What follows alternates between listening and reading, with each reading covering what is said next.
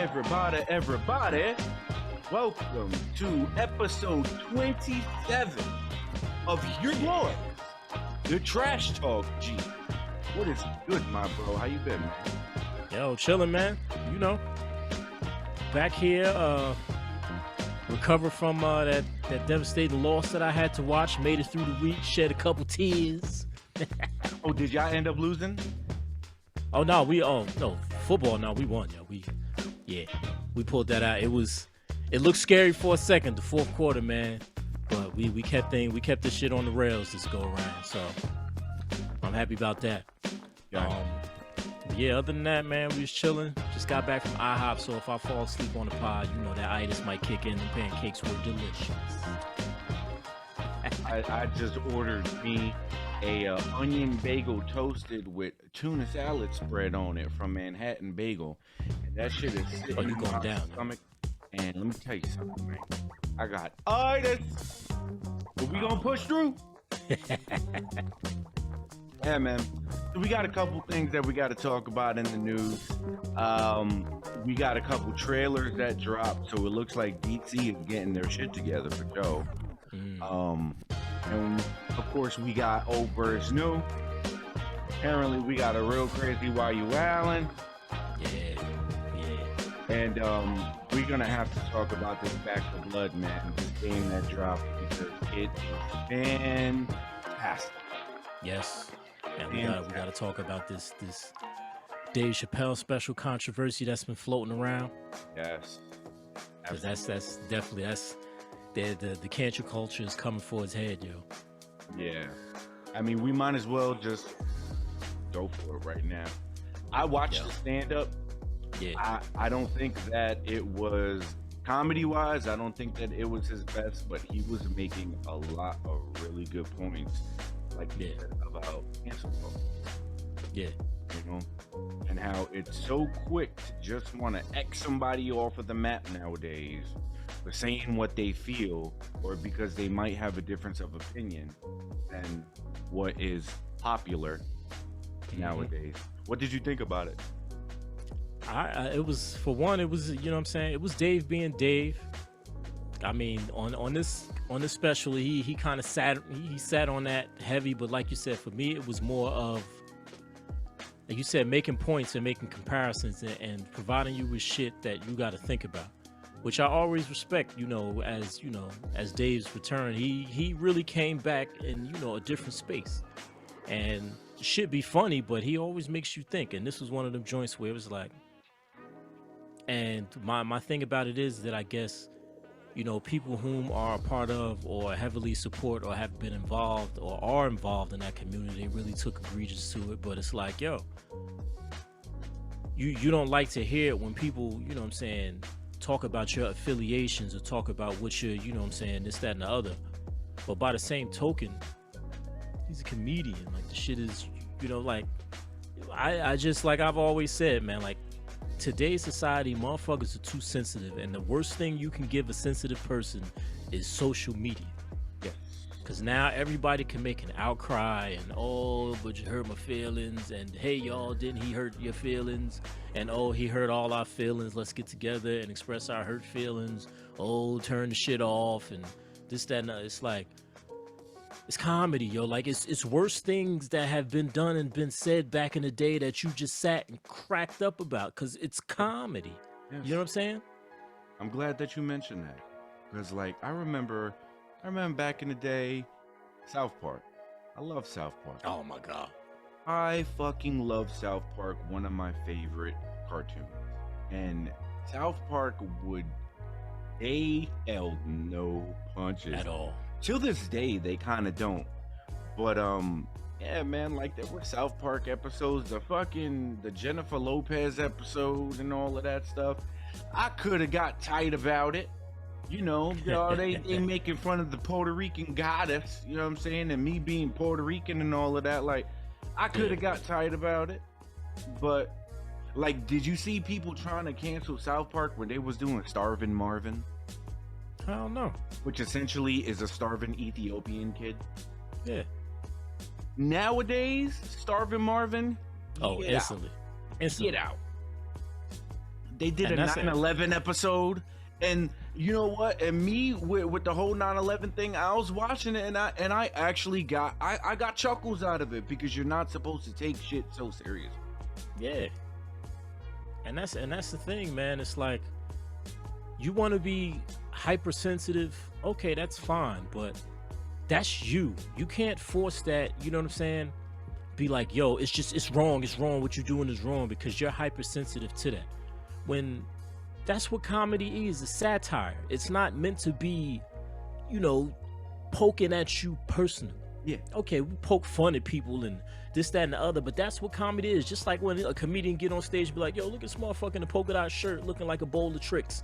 Like, you know what I'm saying? Like, that's comedy. That's what it is. It's poking fun, but it's not like he's saying, oh, look at you, you deadbeat father, you ain't seen your kids and so on. Like, you know, it's not personal. You can't take shit personal.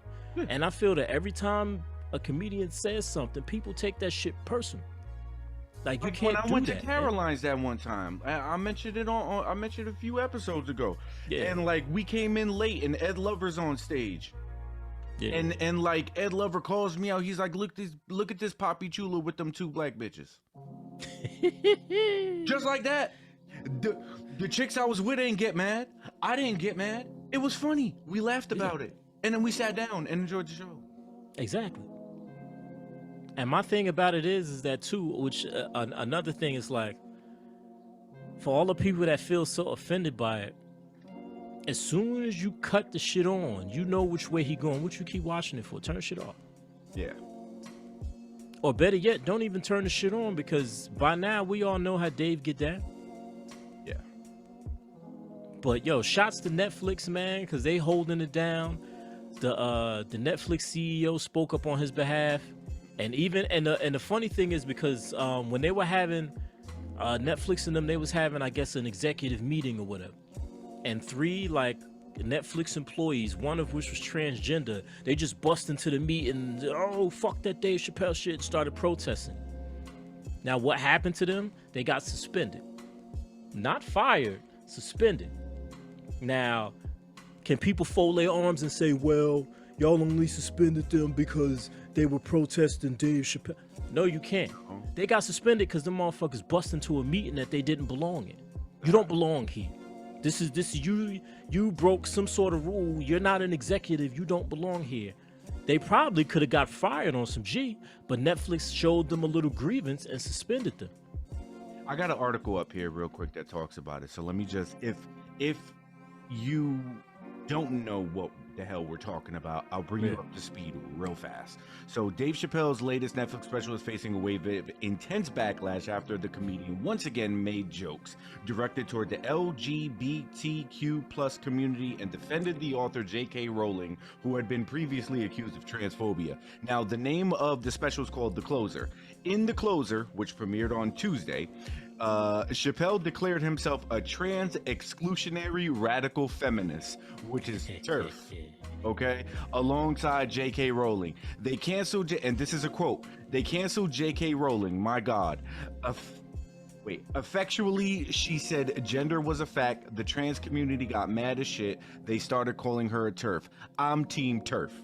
And then he goes on to say, gender is a fact. Every human being in this room, every human being on earth had to pass through the legs of a woman to be on earth. This is a fact. And Chappelle added before saying that trans women genitalia are not quite what it is. But I do like how my whole thing, and man, listen, I ain't out here to get canceled. I'm out here to just say what I feel, right? I respect that he was like, yo, every one of us came through the legs of a woman. Straight up. That's it. And there's no denying that.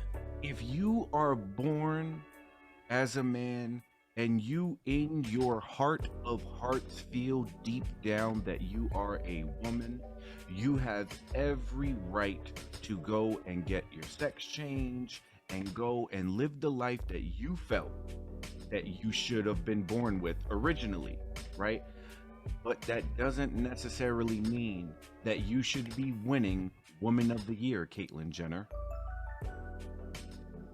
Yeah. because that's what happened. Caitlyn Jenner won Woman of the Year. A transgender woman won Woman of the Year over how many women on planet Earth who are doing great things with their lives? It just goes to show that certain communities are extremely fucking sensitive, and it's just not that serious, bro. Yeah. And that's the thing, and that's the double-edged sword, because like you say that about Caitlyn Jenner, and you remember when you had those transgender athletes that were winning and, you know, in track and field and doing all that type of stuff. At the end of the day, you can take hormones and change your sex and all of that, but when you entered the world, you entered the world as a male.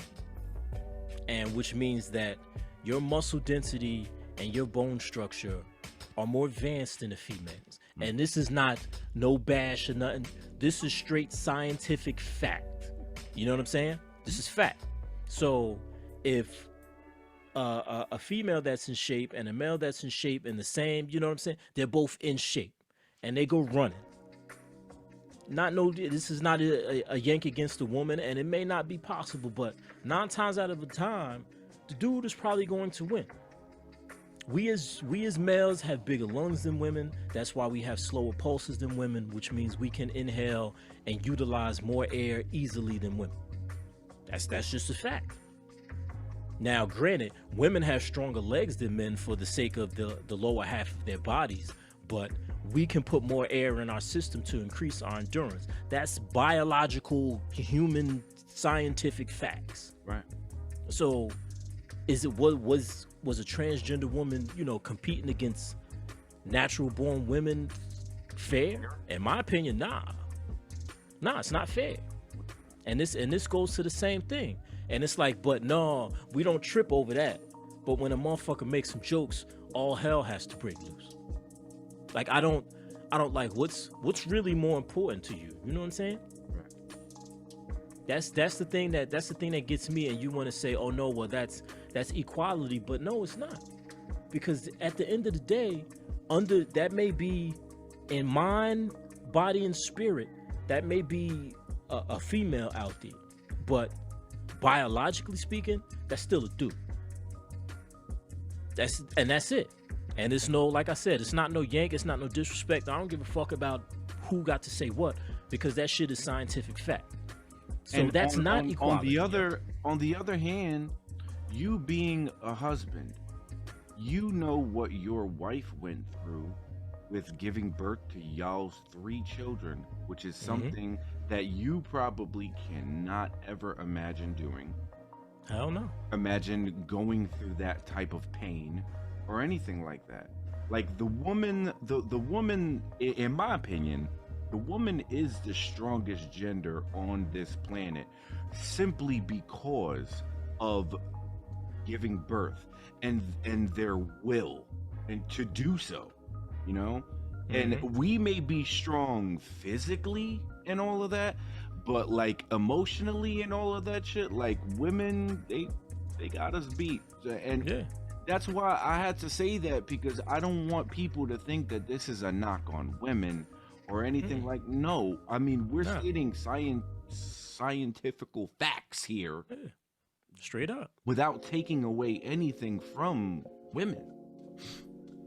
Yeah, and that's my whole thing, man. And it's like, I think you should pick better battles than this. That's my thing. Like, this is fucking comedy, yo. It's kind of like that's really what, you know what I'm saying? And once again, hypersensitivity, yo. Everything that's done has to be addressed. Like, no, it don't. It don't, yo. Oh, he said something, he hurt my feelings. Like, come on, man. And it's not to say that things should be desensitized and you're not entitled to feel the way you feel, but by the same token, yo, like, it's not worth it, in my opinion. Like, it's Dave Chappelle. You know how this nigga get down. He doesn't give a fuck. He's not going to change. And it's not like you're hurt. If Netflix dropped his special, what you really doing to him? He got bread and he got phone calls that will be made to his phone, and he will be someplace else. Next thing you know, Dave Chappelle special is gonna be on Hulu. Word. You know what I'm saying? It's not so. Somebody gonna pick him up. Yeah. It's So Dave like Chappelle. it's certain battles that are not worth fighting. Like you're not going to cancel Dave Chappelle. Like this dude he just won the Mark Twain Comedy Award not too long ago. Like you're not canceling. Like yo, just forget it. Yeah. Not forget it. You want to be mad and shake your fist in the crib, but like to try to turn into something that's huge like this, like he's taking a personal jab at you. Like yeah, a lot of it is his opinion, but he's a comedian. That's like let comedy be, and it's and that's another thing that bothers me too, because it fucks up from letting comedy be comedy. Like back in the day, you used to watch a comedy special, and that's what it was. And yo, you saw that joke Eddie Murphy did, Richard Pryor did, Martin did. Right. Yo, you saw that Kings of Comedy joke, that Bernie Mac shit. Like now, you can't even enjoy comedy the way it's meant to be enjoyed. No. Let me ask you what you think about this real quick. Netflix subscribers have urged the streaming platform to take down the special, with the National Black Justice Coalition saying, and I quote, with 2021 on track to be the deadliest year on record for transgender people in the United States, Netflix should know better. Perpetuating transphobia perpetuates violence.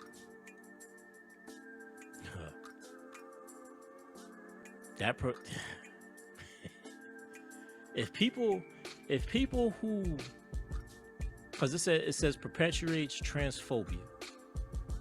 Now, if your mind is that, I don't necessarily want to say gullible, Fickle. but, huh? Fickle. Yeah. Like, you know, like simple. Like if you can really minded. be that influenced by a comedian to go out here and start beating on gay people, then that's not your problem. Your problem is not the LGBTQ community. Your problem is your mindset. Yeah. You know what I'm saying? Like if you're really taking those type of opinions from a comedian to say, yo, yeah, like, you know what I'm saying? On some, these white supremacists when Donald Trump hit office type shit, then just like them, you got a fucking problem. And you can't blame, you know what I'm saying? Like that's them. The rights group went on to add Netflix should immediately pull the closure from its platform and directly apologize to the transgender community. And that's the National Black Justice Coalition. Yo. So should I have told Netflix to take Roots down when they put it up there because it was showing black people getting beat, or 12 Years a Slave? Should I have been mad about that? You should contact who. As a matter of fact, what you should do is that you should get in touch with Michael Fassbender directly, the actor, and try to get him canceled for playing the slave master. Yeah. That's what I should do. I'm surprised that you haven't done it so far. I know I'm fucking up, yo. God damn it. You like know, it's just that, and see, like things like that. One thing he said that was funny. He was like, "I'm here to negotiate the release of the baby." Duh. Yeah, he went to that baby shit. Now, people got tight about that. People got so tight about that, but they once again fail to see the humor in it.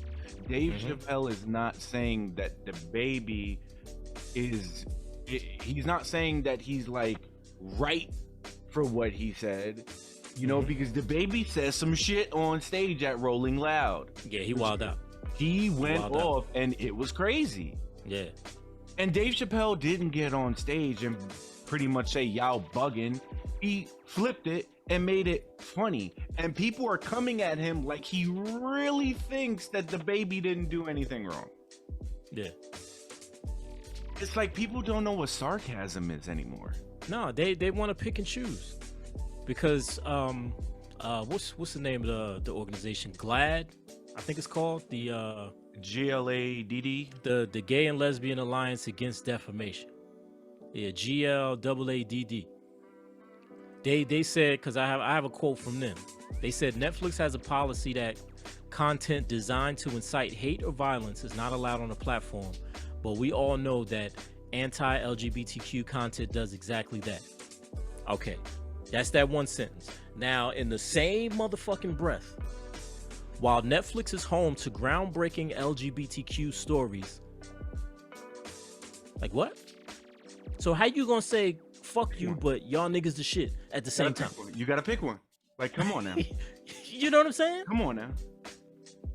And the rest of it says, now's the time for Netflix execs to listen to LGBTQ employees, industry leaders, and audiences and commit to living up to their own standards. But you just said they already do because they're the home of groundbreaking LGBTQ stories, which they are. Now, what was the first thing that you said? That Netflix something with Netflix has a policy that content designed to incite hate or violence is not allowed on the platform. To incite hate or violence.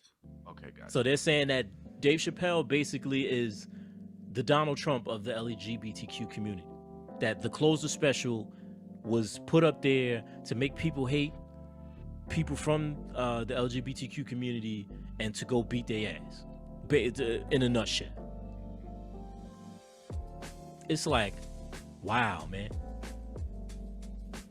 So all of these slavery movies and, you know what I'm saying, Central Park 5 documentaries and shit like that that's up there. Rough, man.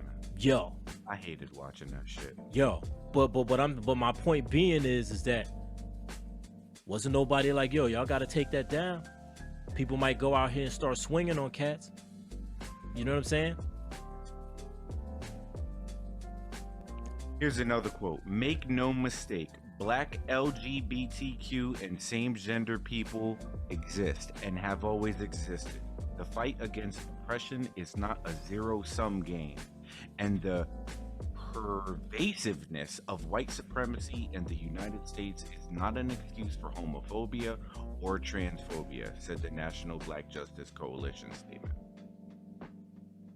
To me, it just seems like something comes out that's a little bit controversial. Next thing you know, these organizations that ain't nobody motherfucking heard of coming out the woodwork. And just want to be in the news and all of that stuff. I ain't never ever in my motherfucking life ever heard of the National Black Justice Coalition.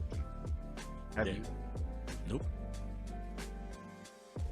And that's not a knock against them. It's just people. It's just too much, yo. Everybody wants to be, and I'm gonna try to say this in the most positive way that I can, but to keep it a buck, like, the LGBTQ community spends a lot of time whining for inclusiveness. Well, I guess that didn't sound too nice, but facts is facts, yo.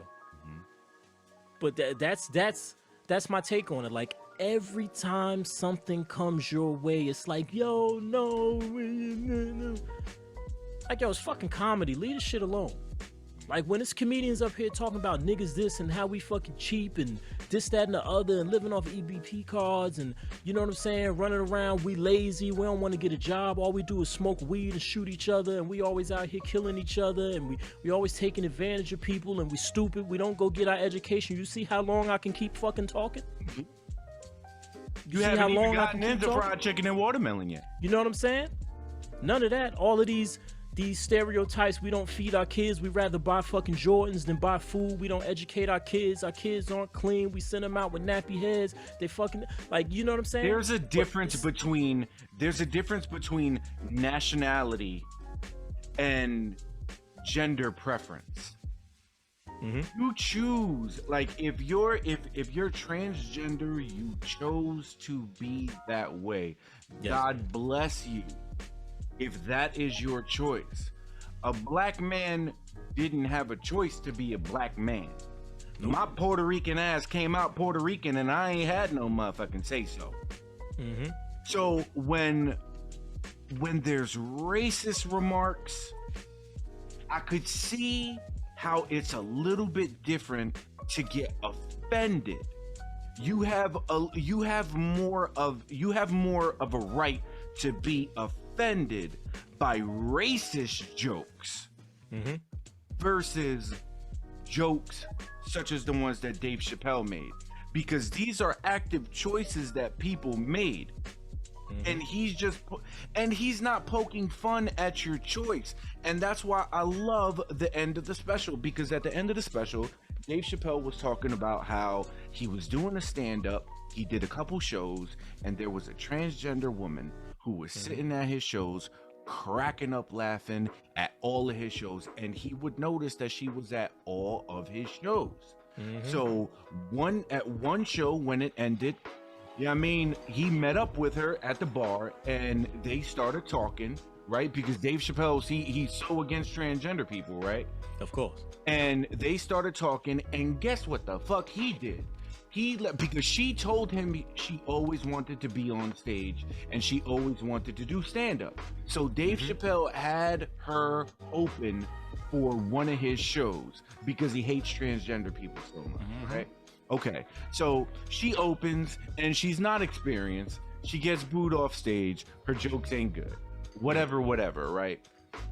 After her set and Dave Chappelle gets on stage, you would think after getting booed and after having a bad set like that she would have anybody might have just left. No, yeah. What did she do?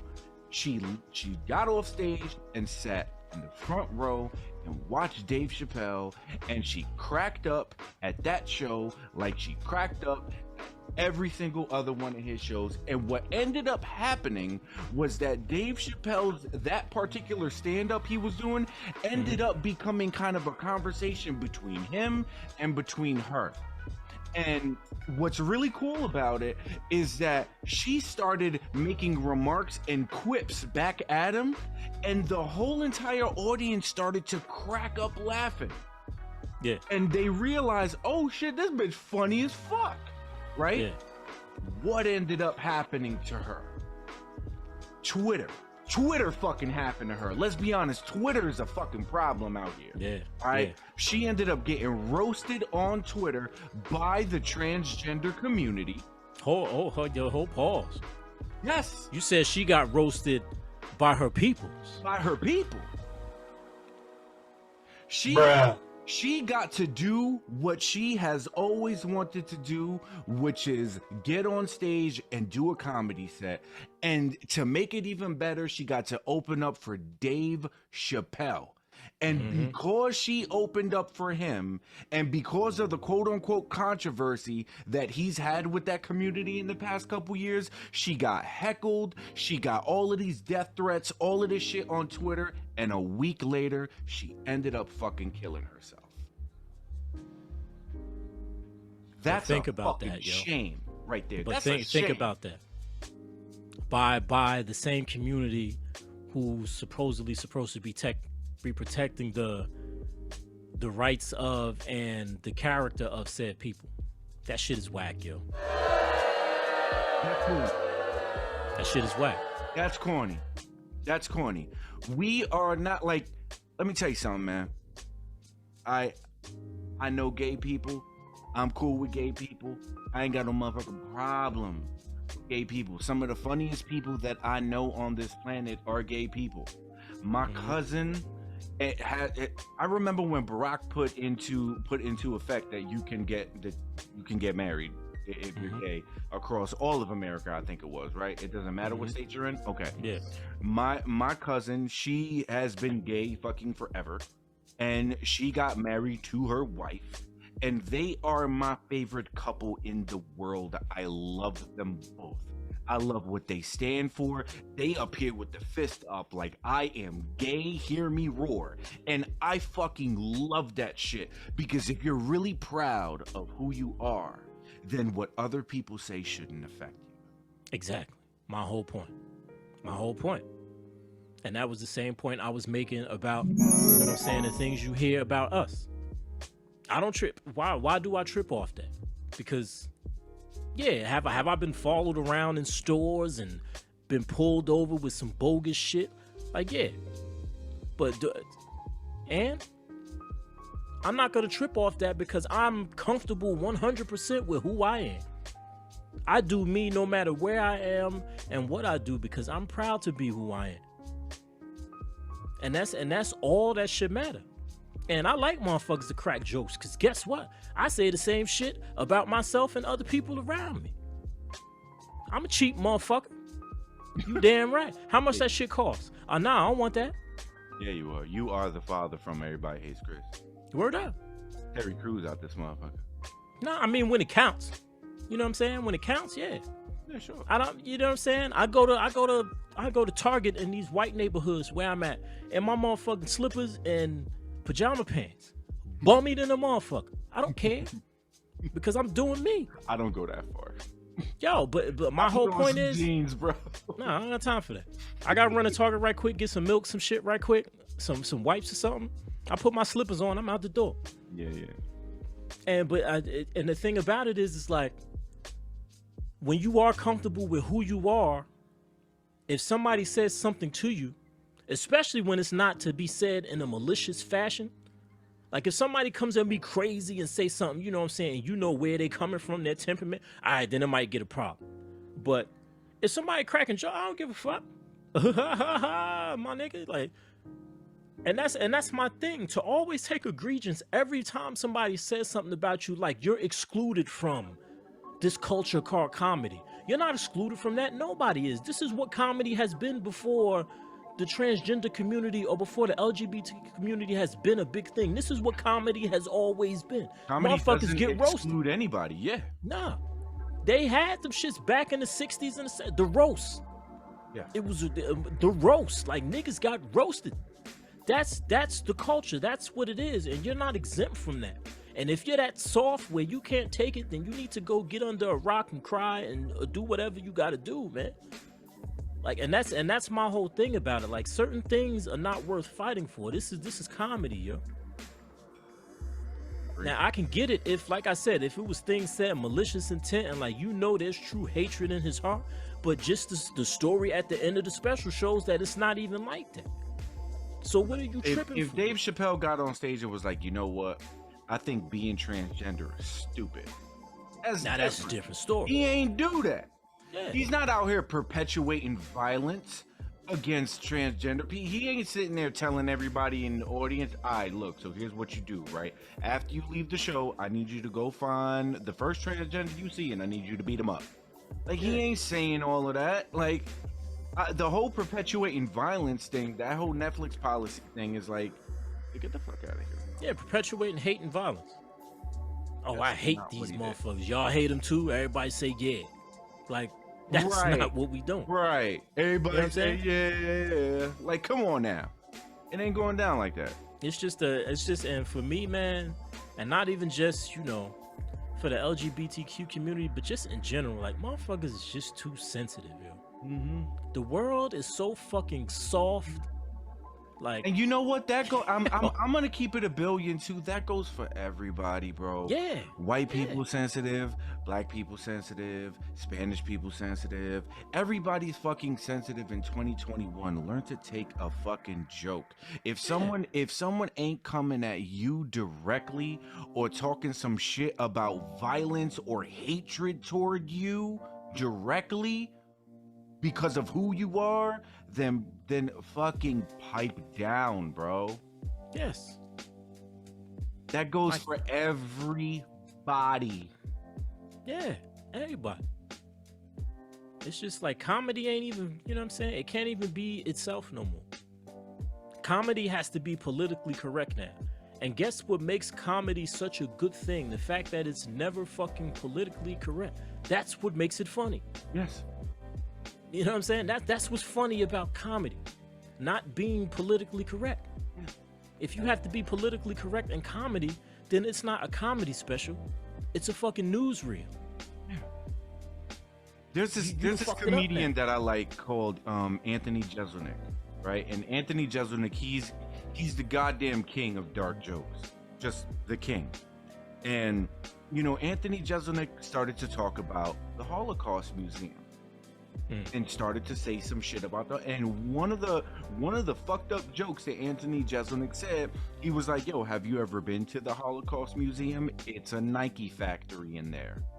And what he meant by that was, if you go into the Holocaust Museum, you literally see all of the shoes that all of them were wearing, and after they were murdered, they would take the shoes and they would just like dump them or some shit like that. Now, his delivery on that joke is very dark. It's like, damn, son, you went there. But you know what? Did the Jewish community come at Anthony Jeselnik about that? No. And that's a hard joke. Yeah, the Holocaust is something that, you know, a lot of people take to heart. Yeah. That's as bad as slavery for black people. Canceled for that. Yeah. And how many people died in the fucking Holocaust? Yeah. And he ain't get canceled for that shit. And believe me, that wasn't the only joke that he made. Yeah. You know what I'm saying? So if a whole entire race of people who've gone through crazy shit back in the day, like the Holocaust, can sit and take a fucking joke, the LGBTQ plus community should be able to sit back and take a joke. Yeah. How many jokes we got to hold on slavery and all of that stuff, and like you said, fried chicken and watermelon and fucking big lips and this, that, and all the other crazy shit that, like, I laugh. The shit is funny. And hell yeah, I like fried chicken with some hot sauce and watermelon too. Yes, and please. Guess what I got sitting on the side? Some red Kool-Aid. I was just gonna say. You goddamn right. I got it. Fucking go. I got it. The red Kool-Aid It's delicious, on the side, baby. Hell yeah, it's delicious. I love it. With mad sugar, diabetes. I'm pouring the bag like this, and you just see them white crisps. I'm telling you, man. Like, it's because the shit is funny.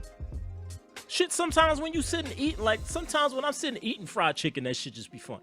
I'm sitting and it should be funny because it is what it is. Looking at yourself in the mirror like, damn, nigga. Yeah. All right, damn, I'm the house this shit.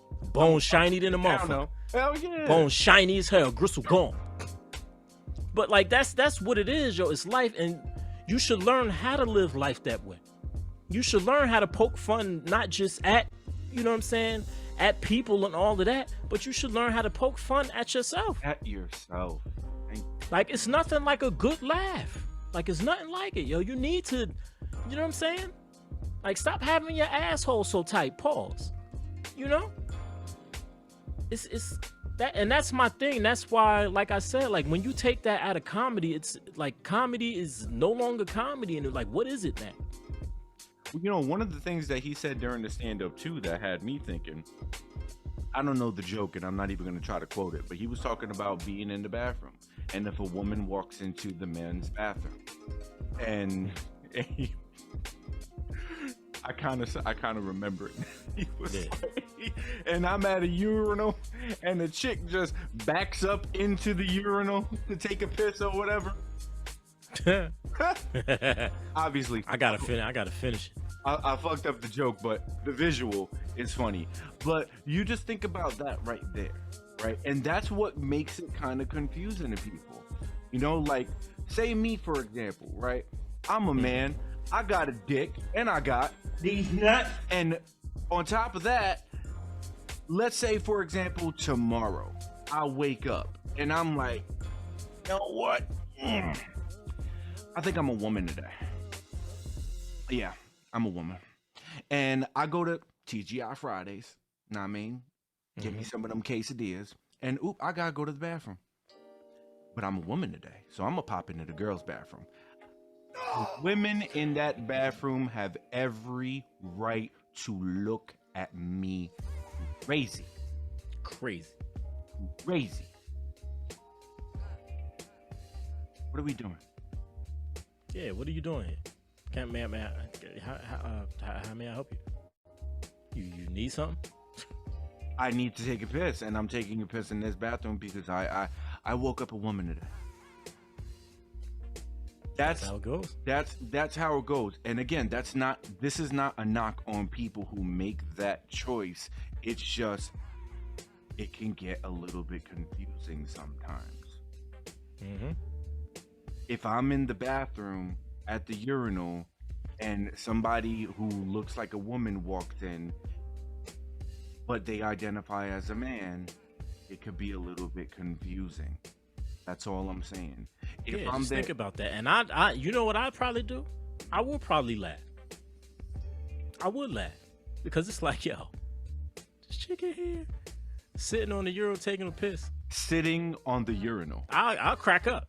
And it's not even no hate or nothing like that, but it'd just be funny. Yeah.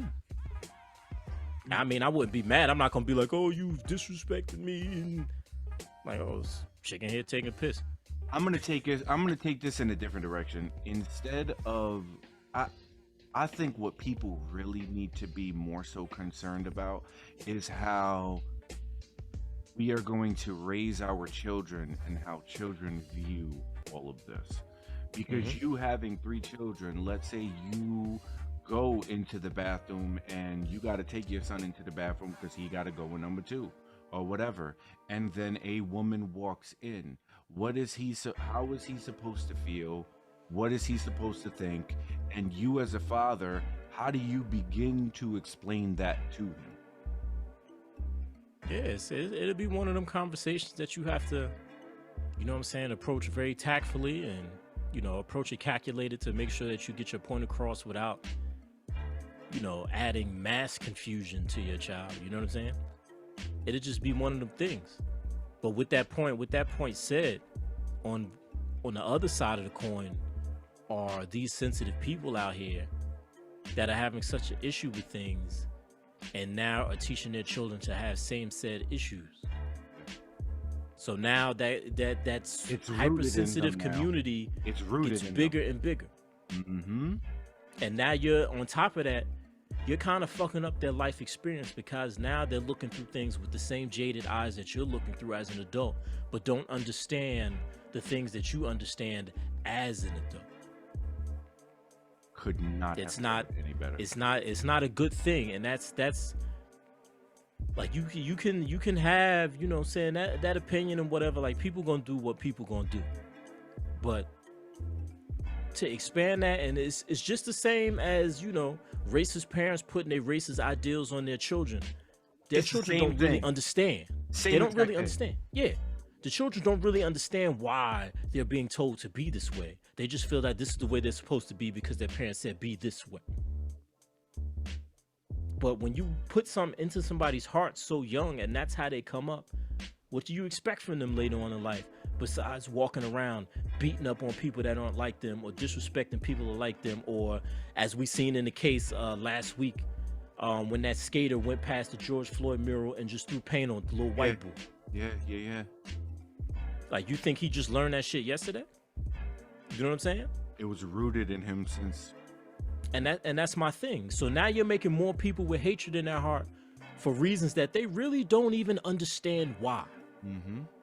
And that right there is a very irresponsible and, quite frankly, scary thing to do. Because now motherfuckers are moving uncalculated. They're just moving based on premise or quote-unquote principle that they've picked up from relatives or parents or whatever. You're setting motherfuckers up for failure, yo. Yes. You're setting them up to hate. Yeah. And not even really understand it. Like, what do you hate? Oh, because my dad said hate him because he's this, or, you know, hate them because they don't like hate they don't like our community, so you don't fuck with them. But why though? I don't know, dad said so. Right. Or they'll spew out some shit about the group that they're hating that their parents said. You know what I'm saying? Or they'll have these facts, or what they think are facts, like built up in their head, and it's just a bunch of just hate shit that they just feel. But then you sit and say that Netflix is propaganding hate and violence. Is it Netflix though?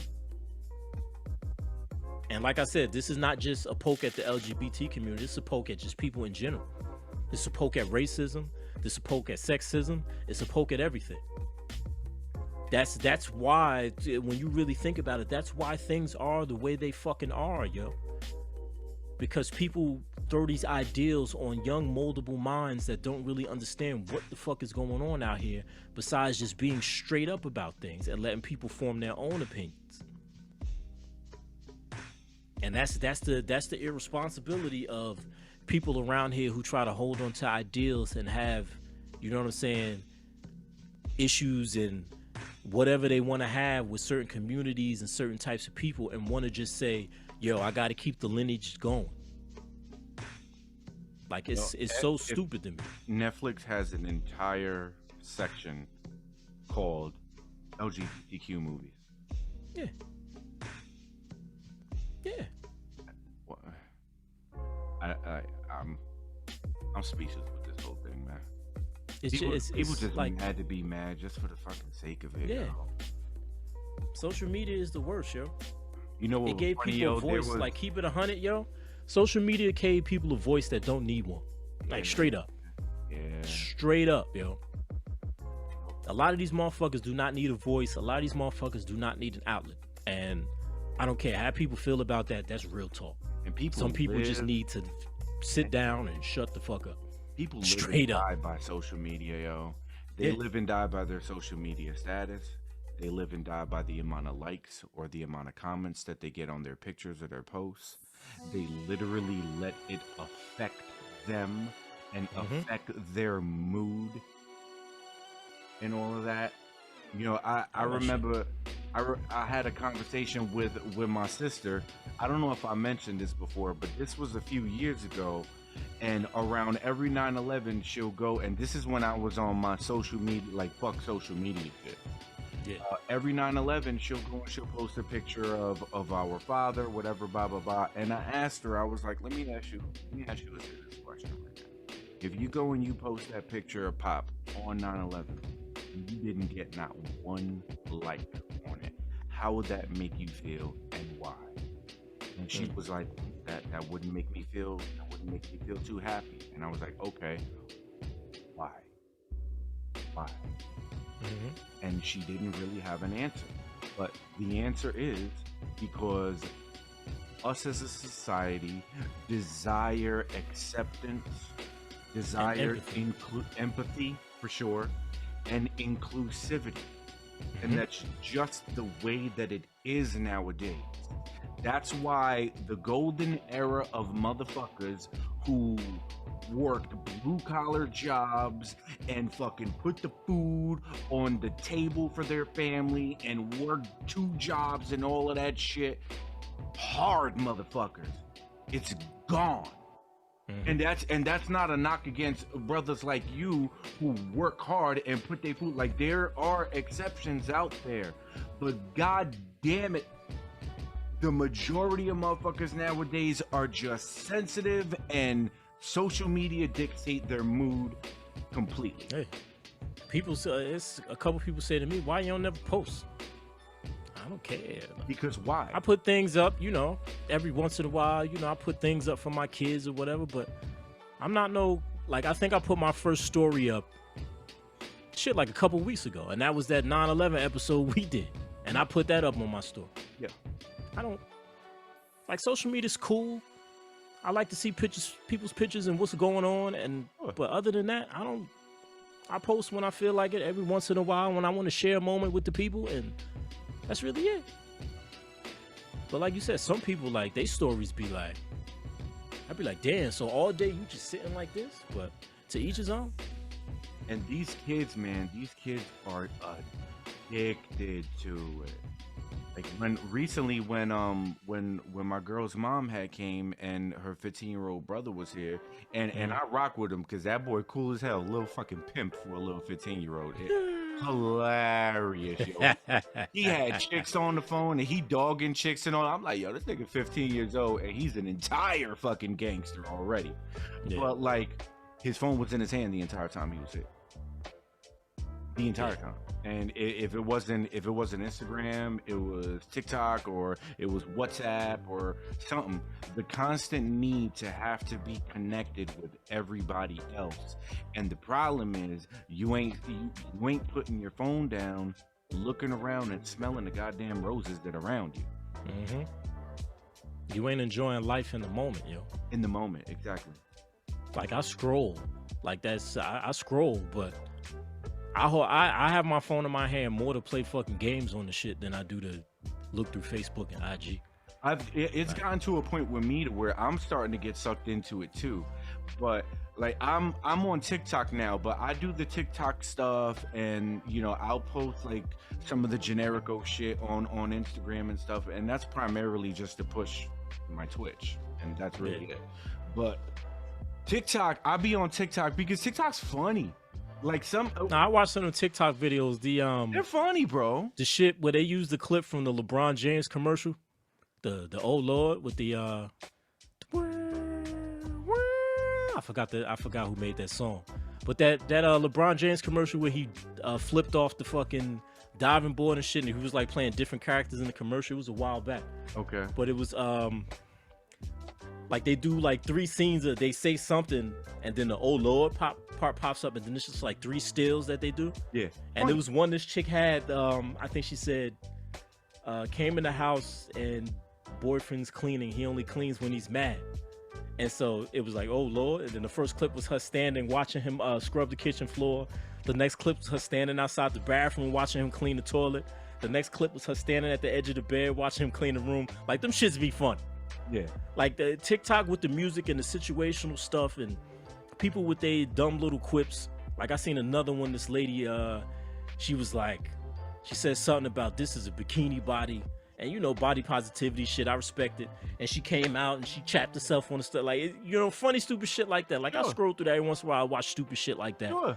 You know, during the breaks or whatever, keep the day going. But other TikTok than that, is man, mad funny. You know, TikTok is mad funny. Yeah. I'm not even gonna hold you. Like it's definitely entertaining. Motherfuckers is funny on it. I find myself scrolling and then just like fucking sending shit to my girl and she sending stuff back to me and these memes and all of that shit. And the majority of my TikTok is like animal videos because I'm a dog lover. So it's just a you got to see that lady that run the farm. Her videos be mad funny. I did see it. I think I that, know who you're talking about. That fucking emu that be attacking her all the time. Yeah. I did see that. Yeah. So and it was this other couple, this married couple, black woman. And I think her husband is Thai or whatever. And they had the I think it was that Drake 5-year foreign shit playing. And they was just like when you're mad at each other and shit. Like she was laying in the bed asleep, and she woke up and her head rag was off. And then she look over at the door, and it's her husband closing the door, looking at her with the head rag on. like shit like that. Like shit be cracking me up. It do be funny, but oh yeah, like you know, I'm not sitting there all day like letting life pass me by, cause you know what I'm saying. You have to move around. Yeah, and that's like social media can be used for a positive thing. You know, definitely. That's a perfect example about how, you know, you just need to pass some time in your day. You can open up TikTok, you can get a few laughs, you close it, and you keep pushing, you know? But I think, in my opinion, what's really kind of crazy to me is, like, the way that Facebook is getting. Facebook is getting way too, like, everyone's a fucking martyr.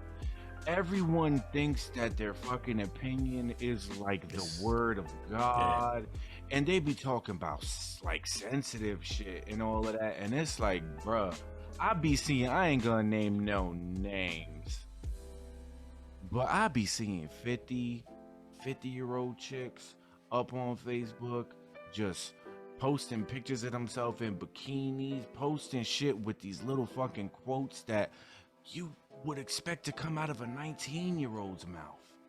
And it's like, what are you doing? And then you're doing it for the likes. Yeah, it's that episode of Black Mirror, yo. Remember that episode of Black Mirror? Fucking yeah.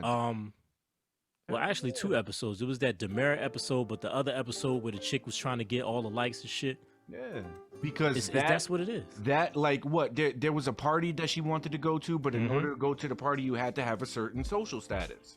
Yeah, like you had to be above a 4.0 or some crazy shit like that. That's what it is. Yeah, and it's like, man, I don't got time, yo. Like I said, I post my little shit here and there when I feel like it, and that's it. Like it's you know what I'm saying? It's there. I do more scrolling than posting. Like my IG is light. I think I got like 20-something posts on my IG, and I had that shit for like 4 years. Like it is what it is, man. Like motherfuckers know what I look like. For the most part, I look exactly the same. Hello, yeah, pretty much. This is what that's it. My personal I don't need to post IG, pictures every day. 9 times out of 10, if I post something on my IG, it's a picture of me and my fiance. Yeah, it's family. Like my kids are on my IG more than me. Yeah, you know what I mean. I mean, it's cool for people that like to do it and people that use it in a way to, you know, like they use to document their day. Like my aunt posts a lot on Facebook, but she take her selfies and stuff, and she like to post stuff that's, you know what I'm saying? People use it for that purpose, you know, all right, this is, you know, and have their root, they put it into their routine, but it's not like she's living on that shit. That's just part of her routine. That's one thing, you know what I'm saying? Yeah. But for people that just live on that shit and gotta have the story with the music and like that's too much fucking work. I tried to do that shit, yo. I've tried to put a story up of me at work with Styles, Can I Get Paid playing in the background. I didn't know what the fuck I was doing. That shit took too long. I turned that shit off. I was like, man, I don't got time for this. It's like first you gotta search the song, then you gotta go to what part of the song you want to put up there, then you gotta add the words, and you gotta where you want to situate the words on. Yeah. I don't need all. I just want style. I just want Can I Get Paid and a picture of me at work. That's it. You stupid. It's too much, man. I went like one of my first things that I put up on TikTok. Like I didn't know what I was doing, and I literally had to have my 11-year-old niece help me. And she grabbed my phone. She was like, "Oh, Uncle Jay, I got you. Yeah, this is what you do." Boop, boop, boop, boop, boop, boop, boop, boop. And I'm just sitting there looking at her do the shit like, "Oh shit, damn, it's a whole motherfucking science to this shit." They know. It's a whole thing to it. It's not no more just put a picture up and press post. Like you and putting filters on, and you got the date and the time, and I mean, let's music. Be honest, son, because we had our own shit. MySpace. My MySpace. That's my MySpace required some skill. Yeah. No, MySpace. You had that. I had MySpace where I had the HTML editor, and I still do, but definitely back then when I was in college, I would code. I wrote web pages, so my MySpace was lit. I had the GIF background. I had little things walking across my screen. I had the beat playing, like whole songs. I had a playlist on my MySpace. That's what MySpace was different. That's what posting on TikTok and making them videos essentially is. It's MySpace 2021. I mean, to be completely honest with you, coding up your MySpace took a lot more effort than these TikTok videos. Yeah, MySpace coding took a minute because I would code my shit freehand in Dreamweaver. Yes. Dreamweaver. Yes. I used to code my MySpace freehand in Dreamweaver, yo. And upload that shit to MySpace. My shit used to be lit. I remember my MySpace page. For me. Like I think my boy Sherwood, friend of the show, Sherwood came and he hooked up my MySpace. I remember I had that Young Jeezy in the background. Yeah, that was my shit, yo. MySpace was dope. Yo, my MySpace, it was like a black Cosmos starry background, but it was like glistening. And I had like little aliens walking across my shit. I had fucking Victory playing in the background. Nice. My shit was lit. And when you would scroll down, like the stars would move with it. Because depending on how you code the shit up, the stars would move with it. And then each individual box had like different planets and shit. Like my shit was lit. You out here complaining about Instagram stories and you had your MySpace coded up. Yeah, but I don't got the patience for that shit now. Yeah, it's a different. And plus the thing about that is you did it wasn't no MySpace on your phone. You did that shit on the computer. To do all that shit on your phone and you gotta I don't have time, yo. I just want to press a button, picture what song you want, this song, and that's it. Maybe I'll do it one day, but yeah, social media, man. If you let it, social media is just the consumption rate of social media is ridiculous, yo. Yeah. And like you said, with like Facebook, and the problem with Facebook is just it's too many people on Facebook. Like it's billions of people on that shit. Like think about that, billions. Like I shouldn't have to see. Like I can go on Facebook right now, and I promise you, if I scroll for like maybe a minute, I'm gonna see some fuck shit, and it's just gonna piss me off. Like there's certain people on Facebook. Like I had to unfollow. Again, I'm not gonna say any names, but I had to unfollow a couple people because my issue is like, there's no reason for you to be over 50 years old, over 50 years old woman, lady. You want to be considered a lady, right? Mm-hmm. And you're on Facebook and talking shit about men. Oh, if he do this and then blah, blah, blah, blah, blah, then he cheating. Posting pictures of yourself and fucking, well, maybe not pictures of yourself in bikinis and shit like that. I mean, if you're proud of the way that you look, then God bless. But it's just some of the fucking posts that I see are so fucking juvenile, and this shit is coming out of the mouths of people who are older than both of us. Mm-hmm. That doesn't make any fucking sense to me, bro. Yeah, it's crazy, man. Yeah. It's just one of them things. It's like people just being influenced in that image of individuality. You know what I'm saying? You follow suit. Like, nah, yo. I really wish that I had the balls to just like go on Facebook and say some of the stuff that I really want to say, but I get canceled faster than the Dave Chappelle stand up on Netflix. So I just keep to myself and tell my fiance everything that I feel. Yeah. She be looking at me like, nigga, you crazy. Yeah. I don't care. Yeah. Yeah. Anywho, you got a Why You Wildin'? Of course, you know I got one of them.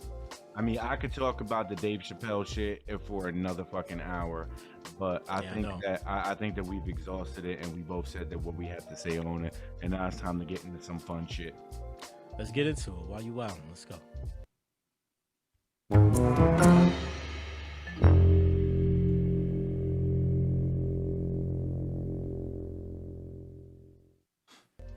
All right, people. Why You Wildin' this week takes us to one of those favorite vacation states, good old Florida. Now, you might not want to clap it up for that. You might not want to clap it up, cause man. So I didn't mean that, by the way. Florida is fucking trash, but anyway. Yo. So we're down in, I guess how you say it is Aventura. Okay. I guess that's how you say it, Aventura, Florida. Uh-huh. So we down here, Aventura, Florida. It's this veterinarian by the name of Prentice Madden. South Florida veterinarian, you know. Everybody loved him. Everybody thought he was caring, charismatic, all this good stuff. But this past Friday, he was in a Miami federal court. Now, what can a veterinarian be in court for? What he doing? He out killing people's dogs, snuffing their cats out. You know what I'm saying? One too many catnips out here. What he doing? Now, it's fucked up. But he was in court guilty of possessing thousands of child porn images of male infants and toddlers engaged in sex with adults. That's number one. Number two, also, he made several videos of himself having sex with dogs. And number three, he had images of what they call animal crushing. Now, I didn't know what this was, or this terminology was, and I looked it up. And animal crushing is basically animal abuse. Now, the term was coined showing because it became a thing because it showed women in high heels just stomping on like kittens and puppies. But then it evolves into drowning animals, nailing cats to walls, and just fucked up shit. Now, mind you, this is a veterinarian we talking about. And yo, Mr. Madden, why are you wildin', bro? First off, I hate you fucking with these animals like that. Like, it's nothing more loyal than a dog, man. Nothing. And I hate you for fucking with these kids like that. As a father of an infant or a toddler boy, like, yo, what the fuck is wrong with you, man? It's so disgusting, yo. And it be motherfuckers that are in power. And you talking about the bald black dude? Yes. Yeah, a brother. How about that? This is like had to be. God damn it, yo. Yeah.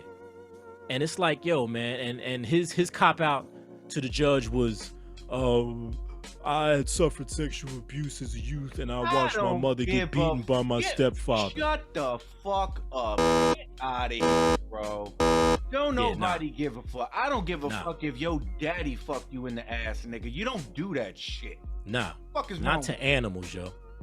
Not to animals. Not to animals. You don't fucking not to people. kids, not period. Anything. Now, let me ask you this. So he wasn't the one abusing kids. He was just putting up the pictures of like child He abuse. had, yeah, the child porn he had, but a 16-year-old boy came forward saying that he personally abused him. All right, So yeah, he did. There's a couple things that we got to break down here. Number one, if you are so goddamn sick in the head, all right, or you just have such a fucking problem getting pussy on your own that you gotta fuck a little boy, nigga, commit the sue immediately. Yes. You are a waste of human fucking life. That child doesn't have a choice in the matter other than to do the nasty shit that you're forcing that kid to do. I never ever understood. I don't understand. Obviously, bestiality. That shit just. I don't understand how the mind can be wired to where you enjoy watching that shit or doing that shit, right? But the child porn shit is another level of you're a fucking sicko. Yes. 100%. Sicko and psycho, yo. And like some of the stuff that they put in here, that because they described a couple of things that he did, like I don't even like, shit is it's too much, yo. Nah, fucking say it. Let's talk about it. They had him, of course, he took a selfie video of himself beating it up with a female dog. And then he took another video of him putting a dildo in a female dog while he fucking jerked up. Like, that shit right there, it's like, yo, what in your right mind? You know what I'm saying? Like, and I know motherfuckers is like way left out here, but it's oh my God, man. Like that and the videos he said he had something where he was, yeah. My dog, my beautiful baby girl, is in my room with me right now. If you're watching the YouTube version, that's my dog right there. If a motherfucker ever tried to do some fuck shit like that, I promise you I don't have a problem going to jail that day. Word up.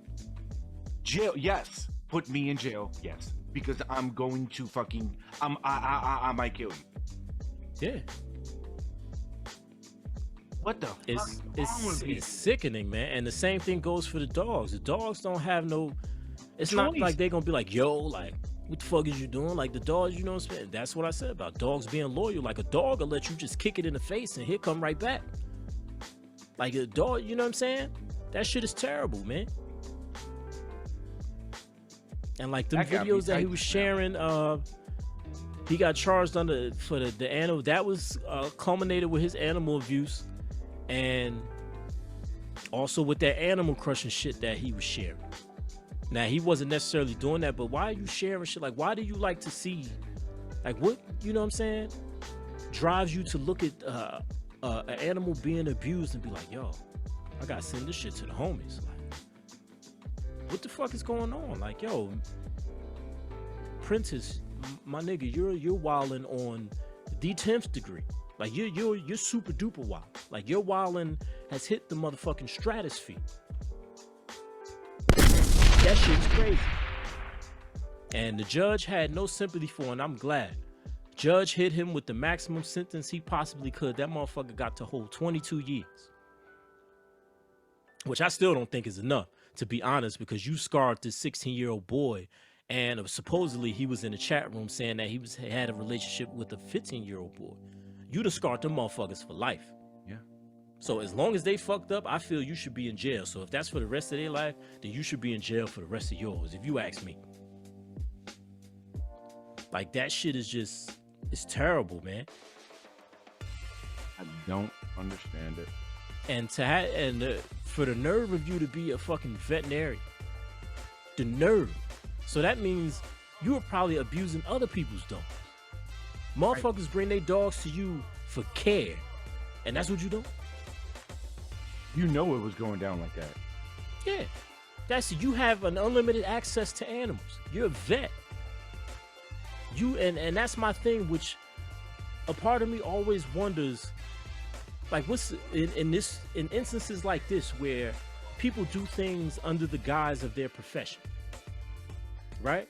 Because you go into said profession, or I would assume that in the beginning you went into said profession because this is your passion for what you want to do. I want to help animals, so I want to be an animal doctor. Because what other reason, unless you went into the profession to say, I want to be an animal doctor so I can do this. But I don't think, maybe some people start that way, but I would think that people would start like, I want to be an animal, I want to be a vet because I want to help animals. I have a passion for helping animals. I don't like to see animals hurt, and I want to learn how to, you know what I'm saying? And then when do you flip the switch?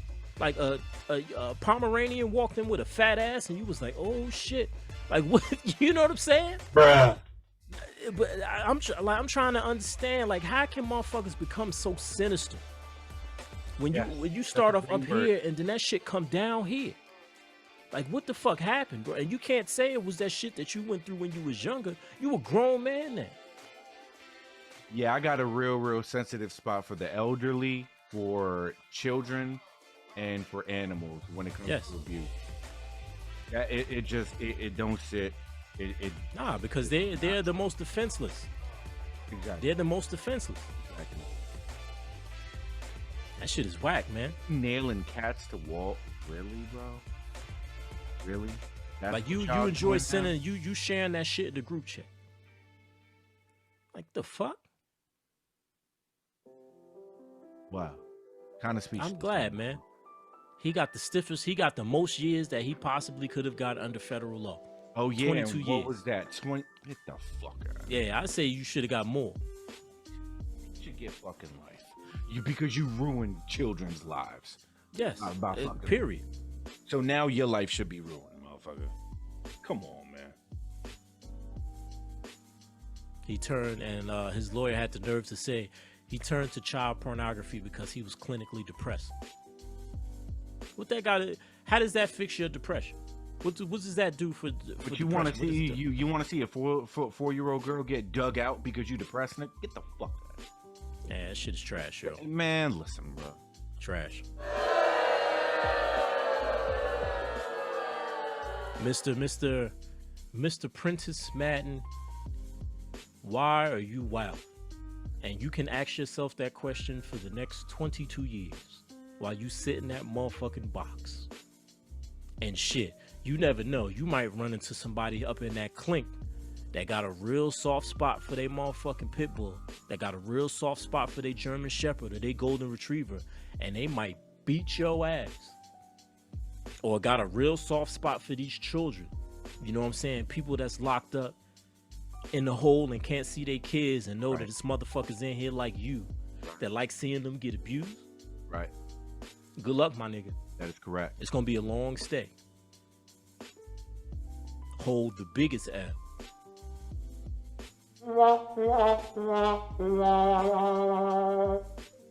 My God. Yeah. This is the news, people. Yeah. Yeah.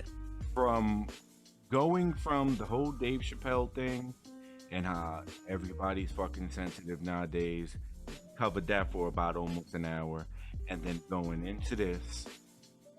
What is wrong with the world, man? I'm telling you, yo, shout out to my brother Smills Daily. I will never forget the words. We need an alien invasion. I need them motherfuckers to come, drop the motherfucking drop them goddamn spaceships over every fucking continent. Aliens drop down, and then we'll go. Ain't gonna be no more child porn after that. Word up. Crazy. All right, bro. Well, that's I all. got a wait, what was you gonna say? Now I said last point on this bullshit. Yeah. Which just proved it, which I didn't see this. Another explicit video was traced as having been taken at the Helping Hands Animal Hospital in May 2018.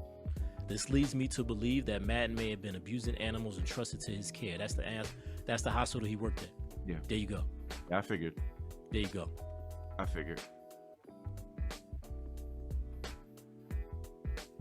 Terrible, man. I don't get it. You going in because your dog got an upset stomach. Like, oh, okay, yeah, we're gonna hold him for a day. Little do you know. Yeah. Look, man. All right, let's flip it because wow, that got really heavy, and that shit right there. Yeah, that was a While You Wildin' for the ages, man. That was one for the ages. Yes, it was. However, I got an old version new, and we could bust it right now whenever you ready, my guy. Let's bust that.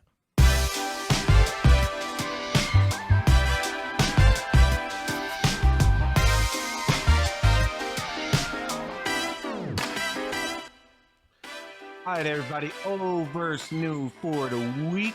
We got a battle. It's going to be Immortal Technique Revolutionary versus Blueface. Lead it. All right. Blueface is back.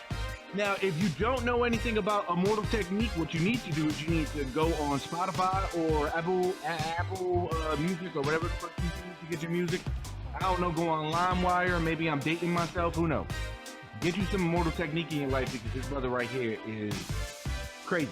Anyway, this is of, I think, Revolutionary Volume 1 Immortal Technique, and the name of the song is called Revolutionary. And this is a part of one of his verses. Here we go. Technique will force you into strategical retreat because I dominate guerrilla warfare in the streets. There ain't no way to picture me without a victory speech when I reach higher positions without the recognition of pissed on competition. Cause I conquered their ambitions in a systematic form like a religionist tradition. My mission is to take you, lyrically break you, lyrically assassinate you, lyrically incinerate your body and then recreate you, to destroy the power that mentally incinerates you. Because even though I rip it better, I could not forsake you. You're my people with the same oppressors, so how could I hate you? The revolution of the mind that bringly generates you. But when you come, original people impersonate you, start to hate you, because the conflict is building within the ultimate sin. It's a shame to be a part of your own skin. Immortal Technique Revolutionary. And for the new, we got Blueface. Bleed it. Here we go. Pull up on your block, then I bleed it. Cause it's from my crook. Blueface, baby, yeah, I pull up on your block, then I bleed it. Sliding if I don't drop something, I can't leave it. Watt got me poured, but this tech got me leaning. Never let the beef get cold, where's the meeting? Pull up on your block, then I bleed it. Sliding if you drop something, I can't leave it. Hold on. Wait a minute. Okay, here we go. Where's the meat? Fuck a handgun, bitch. I bought a Mac in. Gotta keep a technical in the case a nigga hack in. Glock with a dick in my lap, I'm in traffic. My pistol bloated, ready to unload it. Hop up least expected like a notice. Famous crip, everywhere I go people notice. I started to notice you gotta watch the people closest. Dozing off in this Benz cause I can afford not to focus. Glock make them disappear like hocus pocus. I work too hard, bitch, I'm never lacking. I tote pistols, you niggas type in all captions. I'm really popping, you niggas need to start capping. Blueface, bleed it. Oh my goodness. And you know that Smills be like, here it comes. And you know Smills would be like, damn son, but hold up, but were you really listening, son? Yeah. Was you really listening to that? Yo, he's saying some shit, yo. Hocus pocus, yo.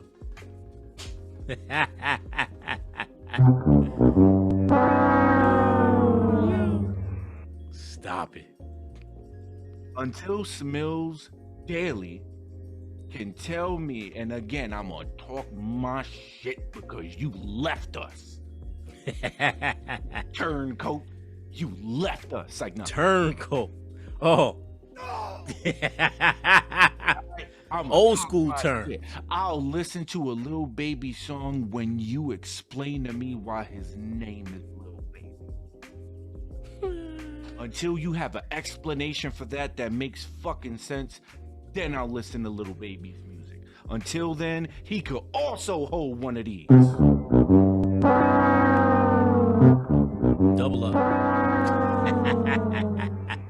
Listen to me, man. Let me tell you something, bro. I will admit though, that one Lil Baby song that I listened to, he was spit some shit. It was struggle rap though. Like I gravitate towards struggle rap. I enjoy a good struggle rap record. I could make a struggle rap song right now. Okay. Give me a pen and a piece of paper, and I'll write something. I said this shit a couple pods ago. It doesn't make me a dope MC. Oh no, I wasn't saying that. I was just saying that it was, you know, a good struggle rap record. I don't give two shits less than a fuck. I could talk about the state of the world right now and make the end of every bar rhyme together. It doesn't make me a dope MC. It doesn't make people want to listen to my music. Ain't nobody out here going to Best Buy to buy the new Generico album. It ain't happening, bro. It's not. They're whack. Yo, that new Generico shit, that nigga got heat, son. He got heat. Heard that shit, son? Yo, Fuck he just out. dropped the heat rock out here. You don't know? Come on, man. What are we doing? Oh man, yo. What are we doing? Well, speaking of heat rock, yo, that motherfucking Back 4 Blood, son. Yo, Left 4 Dead is back. Let me tell you, Back 4 Blood really impressed the fuck out of me. So it took me from left field. I didn't think it was gonna be that great, bro. And yo, the funny thing about it is, I don't know if you've been looking around, yo, but the shit hasn't been getting great reviews. Really? Nah. And that surprised me too. But the reviews haven't been, you know what I'm saying? Haven't been what you thought they would be. I mean, me, I was fucking with it anyway because it's basically Left 4 Dead 3. And Left 4 Dead, I was heavy into that shit. Heavy. And it's been a mixed bag of reviews. Like, you know, you got some good ones here, you got some bad ones there. But I was surprised, man. I thought that shit was gonna, you know what I mean, be one of those shits that just like swept everything. I mean, I see one of the reviews here. Well, I went on Game Revolution. Back 4 Blood bots are terrible. Okay, I can see that. I respect that. I'm on the final level and I cannot do it. No, the bots always lag behind and get dropped. Like they stand around and get beat up on. It's like you gotta keep it moving. In the first few levels, if you're doing it solo, the bots, they ain't that bad because they'll go and they'll heal you. They'll drop the ammo that you need, which, son, by the way, me and Griffin were playing last night, like after the stream was over. Hold up. Big shout out to everyone who came to my stream last night. It was the most incredible, the most successful stream that I had to date. The bits were crazy. I have never had so much fun streaming in my life, so that was really, really dope. But after that was done, Griffin hit me up on some late night shit, like, yo, you want to get a couple levels in? And it's me, him, and his wife, and we're going. And Griffin was like, yo, we went into the menu, and he started dropping ammo for me, and he was like, yo, what ammo do you need? And I'm like, how do you do that? And I'm like, yo, I'm rocking with the assault rifle. He's like, I'm rocking with the SMG. I'm like, bro, I got nothing but SMG ammo for you that I'm not using. And I dropped like 600 ammo, and then vice versa, he did for me. And then shit. Yeah, so that is a whole game changer because we was running around with no ammo yesterday. I didn't know. I had shotgun shells for days. Yeah, exactly. Shotgun shells and pistol ammo. When I after I dropped the Glock and I had the hatchet and shit, I still had mad pistol ammo. I had mad shotgun shells. Next time we play, which very well might be tonight, then we'll get it going because it completely changed the game. Hell yeah, completely changed the game. Cause it was a bitch when we what was it? Was it the ship or something like that? I ran out of ammo at some point, and all I had was that bat. Yeah. Like I'm about to get washed, and I did.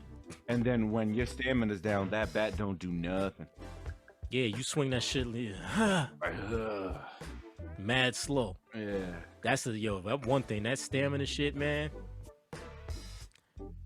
That's if you ain't got no stamina. Like when I was when we got washed, when we blew the shit up and we was just all discombobulated and shit.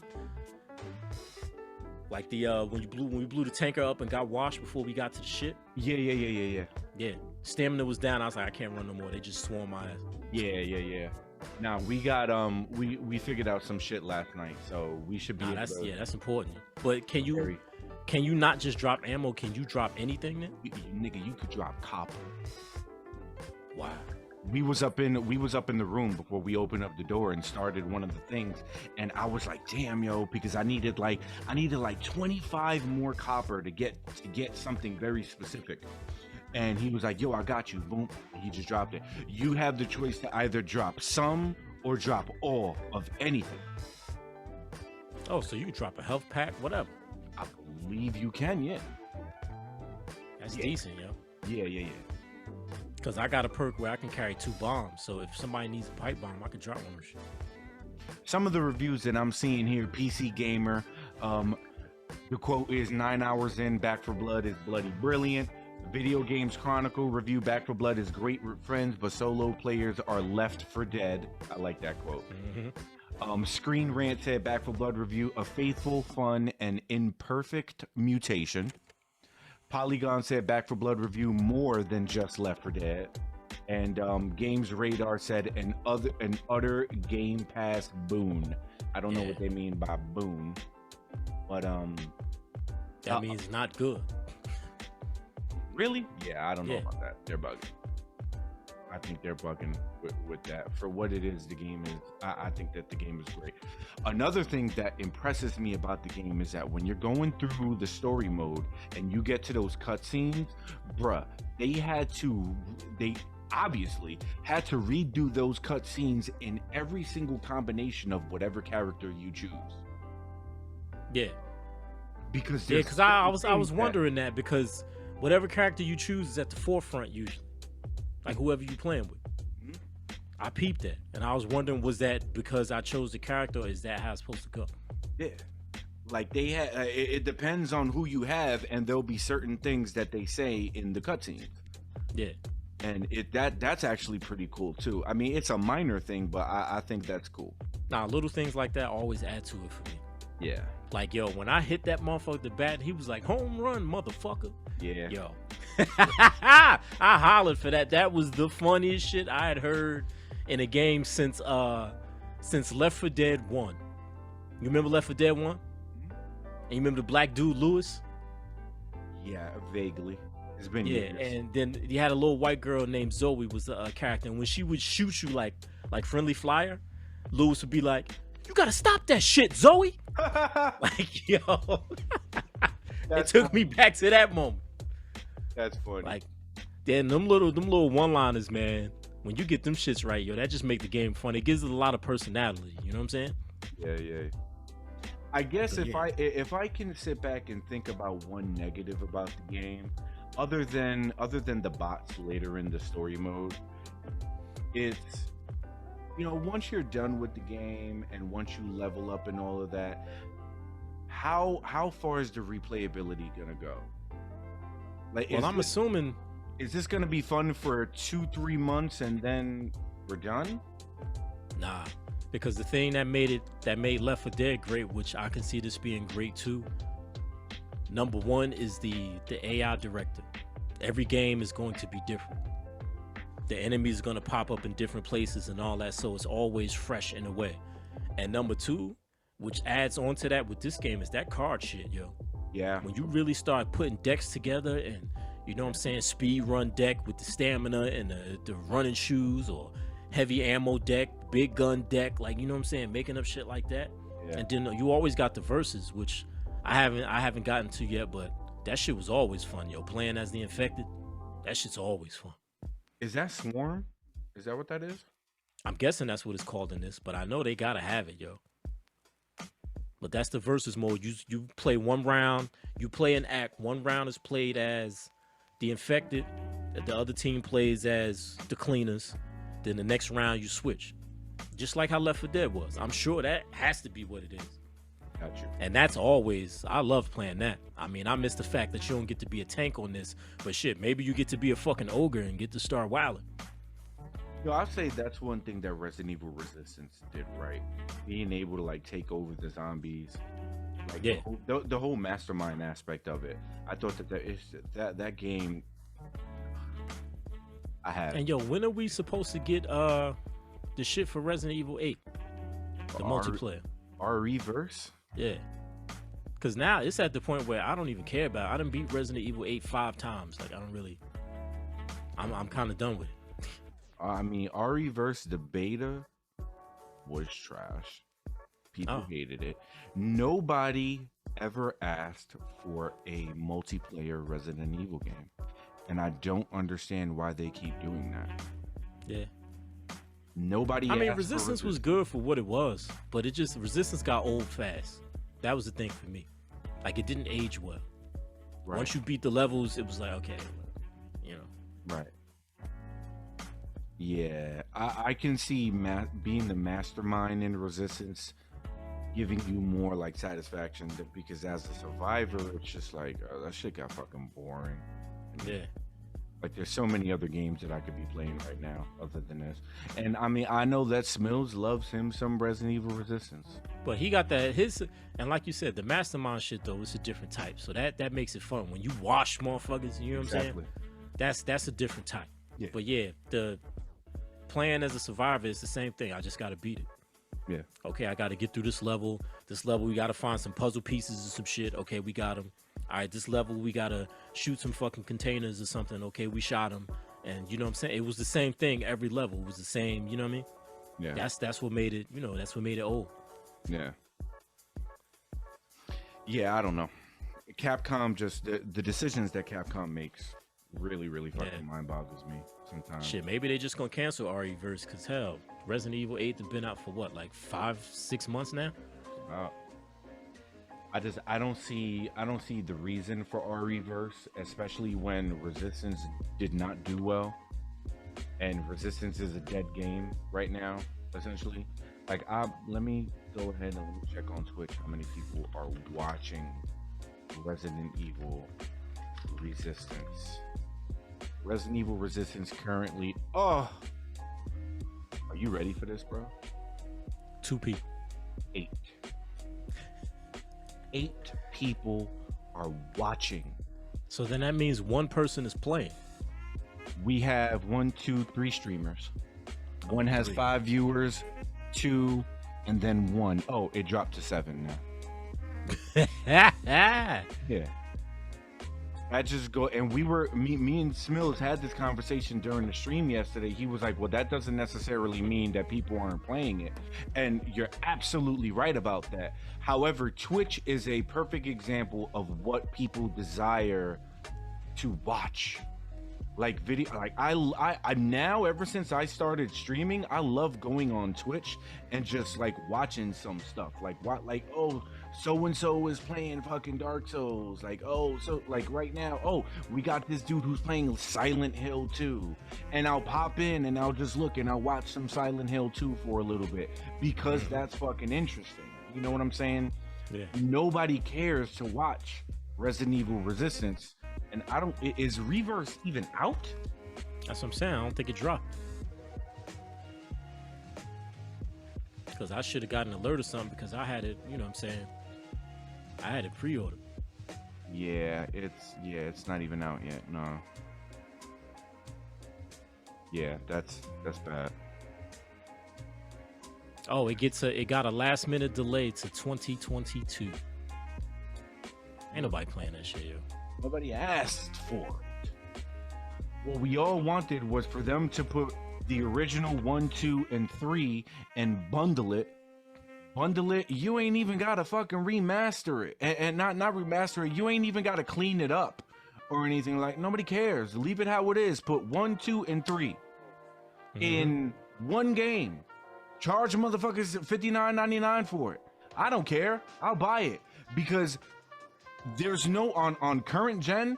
There's nowhere to play the original 3 Resident Evils. You either have to be using an emulator on a PC or you have to have a PlayStation 3.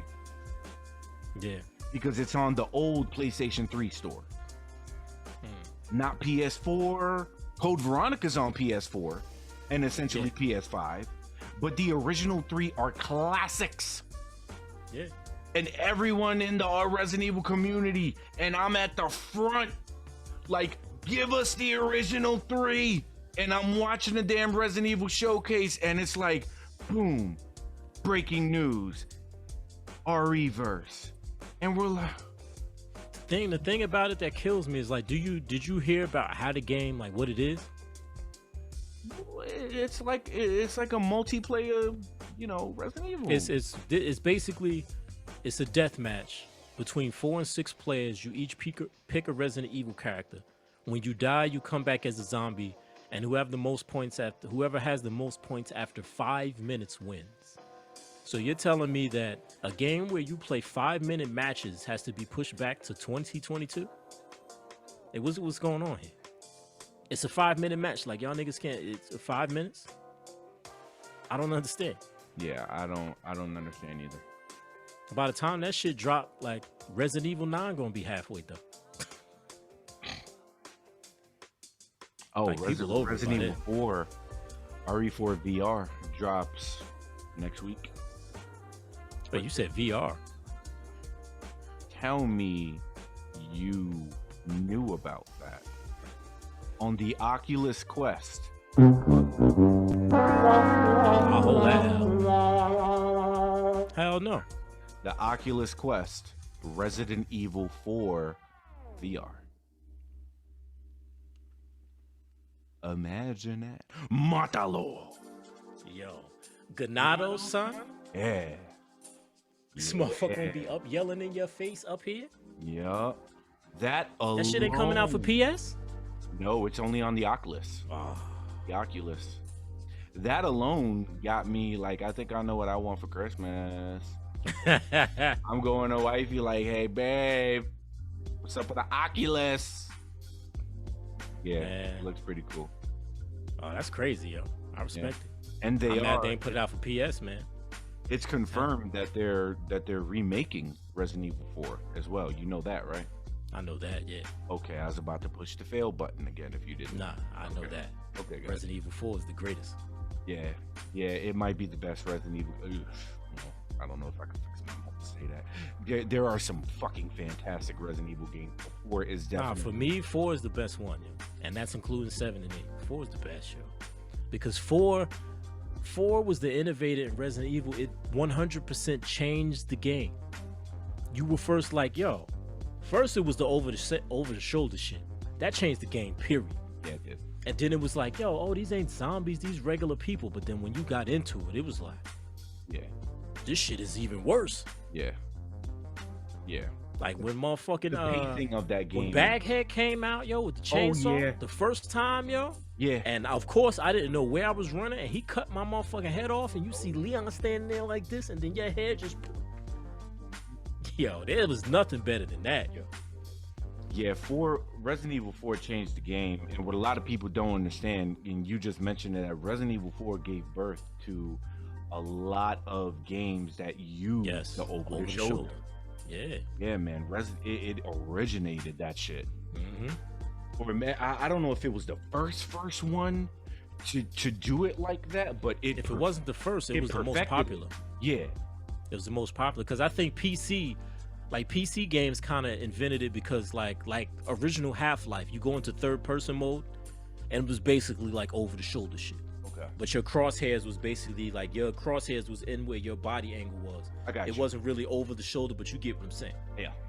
But Resident Evil perfect because then after that came Gears and you know what I'm saying, all them other games. Thank you. Yeah. Resident Evil 4, yeah, they started that over the shoulder shit is popular because of Capcom. Look at Dead Space. Yes.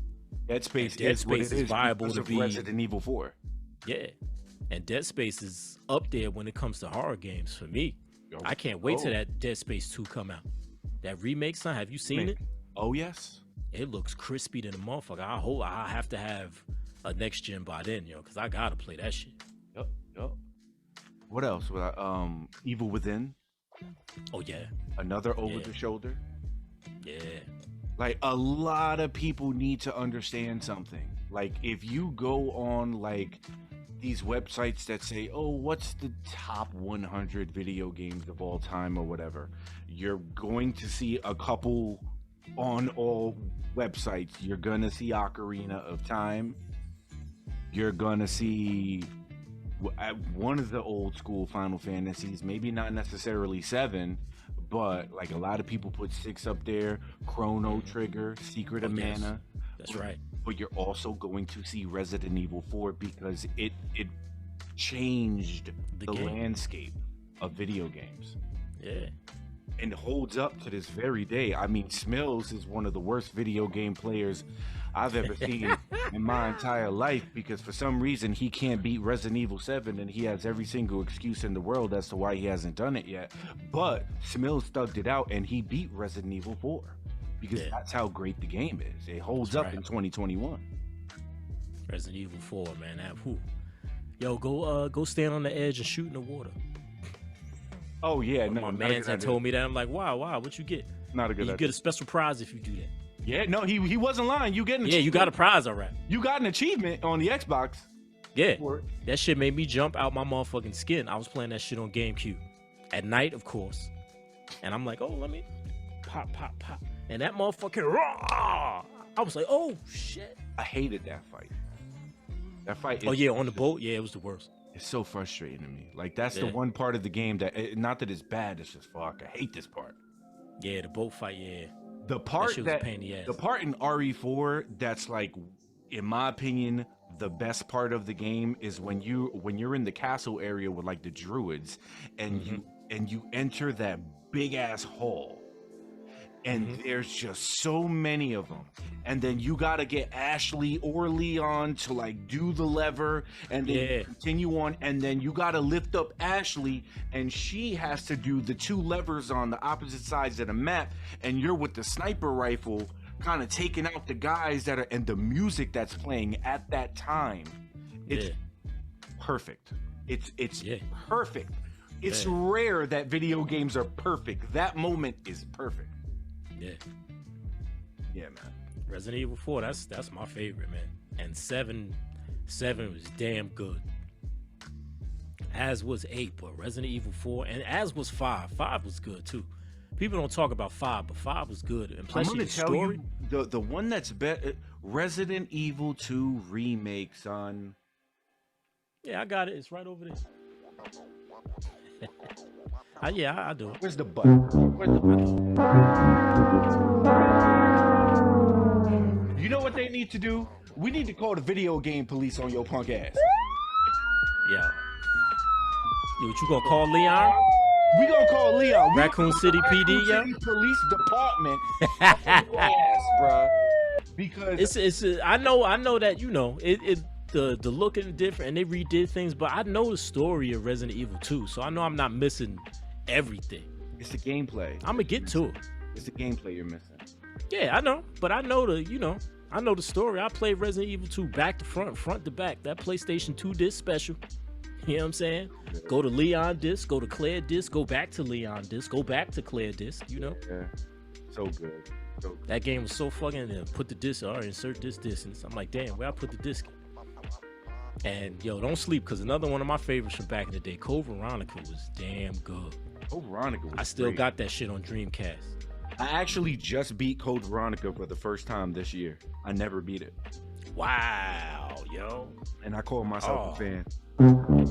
Yes. Code Veronica was that shit, and not Code Veronica X, the original, because I don't really care about Steve that much. Yeah. Nah, I had never beat it. Like back in the day, I got to the Antarctica part, and I never beat it. That used to make me mad fighting that fucking snake thing, yo, when you was in the prison. Oh yeah. That shit, I hated that fight, yo. Yeah, man. Oh my god. I cheesed one of the bosses because I saw somebody speed running, and it's the boss to where like you got to get a certain item and it's in the middle of the pool, but the boss electrifies the pool. You remember that? Toward the end of the game, or whatever. And I saw somebody, he hopped off the ledge, ran in the pool, grabbed the shit, and then ran out the room without even engaging with the boss. But it's a certain, like, the boss has to do a certain move, and then the cooldown for that move is just enough time for you to grab the item and then book it. Oh shit. Yeah. And that's how I beat that boss. Saved mad ammo in the process. Yeah. But yeah, Code Veronica was good. And it had the best save room music. The boom doom doom doom doom boom doom. That shit was smooth. Damn. That shit was smooth. Yo, to this day, the original RE2 save room is my favorite, but Code Veronica is knocking at the door. Yeah, that Code Veronica. I used to go in the save room when I had to take a leak and just let that shit run. Boom doom doom doom doom. Bum bum bum. Boom doom. Good shit. Really. Yeah, Resident Evil was that shit, man. We going on 2 hours, bruh. I got like what was crazy is that before we started the pod, everybody we was like, damn, you know what? It's a little bit of a slow news week. I don't know if you know what I mean, we just gonna have to just drag it out. Actually, no, because the whole Dave Chappelle shit gave birth to a whole conversation. Back for Blood got us talking about Resident Evil, so it took us there. So I mean, yeah, man. Yeah. That's all that I have for the week, sir. We could talk about I want to eventually do like a Halloween kind of episode where we talk about like our favorite Halloween movie, and Halloween this year just so happens to fall on a Sunday. Yes, it does. So we might just have to do it then, but then there's a lot of trailers that came out, but I would rather you watch some of the trailers first before we dive in. Yeah, I'm gonna get some of the DC trailers. DC drop. Speaking of Halloween, another Halloween movie is coming out, but we'll get into that. It's out already, and it's on Peacock. How about that? Peacock. Do you have Peacock? I've been on the fence about it, man. I got so many of them shits, yo. I want to get Peacock, and it was some the fucking Disney Plus shit, and it's like, yo, I done Disney got Plus so is many. Fantastic. No, I know it is. I can sit back and what I really want to do is just sit back and watch 22 Marvel movies in succession over the course of a couple weeks and just get myself right. Sure. But it's like I got so many fucking like, if I keep paying for streaming services, it's going to become the size of a cable bill. That's what we looking at now. Wait, what do you have now? What streaming? I have Netflix, I have HBO Max, I have Discovery Plus. My wife got that. I got some other shit. I don't have Hulu. Nah. I was looking at that too. But what's the other shit I got? I don't know, I gotta look on the TV, but it's so many of them shit. Oh, I got the Amazon Prime shit. The Prime movies or what, you know what I'm saying? It's so many subscription services. Amazon Prime. Well, it's included. Well, it's like the yearly thing or whatnot, yeah. But then I also got the Zone for the, you know what I'm saying, for the fights and shit. Yeah. And that's a 20 drop every month, right? Nah, it's $100 a year. Oh, you paid on the year. Okay. Yeah. So that's like Amazon. That's $100 a year. But HBO Max is $15 a month. Netflix is like $17 a month now because we got mad TVs. That Discovery Plus shit, I think it's $10 or something like that. It's like I'm already paying for like $50, $60 a month, aside from the $200 I drop a year for Amazon and fucking DAZN and shit.